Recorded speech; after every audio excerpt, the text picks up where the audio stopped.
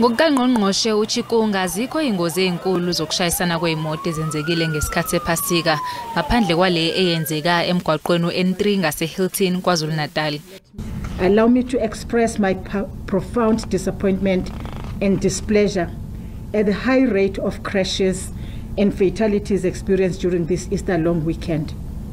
The total number of fatal crashes this year is 185, resulting in 225 fatalities, as opposed to the same period the previous year, when we recorded 135 fatal crashes that resulted in 161 fatalities.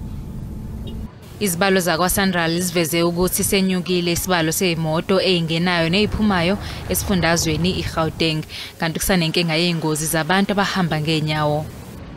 This was an exceptional year compared to 2020 pre-COVID, 2021. And let's have it in mind that why we're saying this, we'll recall that one of the major churches was closed.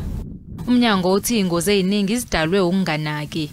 Angaphezulu kwenkulungwane ezingama-30 amathikithi akhishelwe abashayeli abebehamba ngesivinini.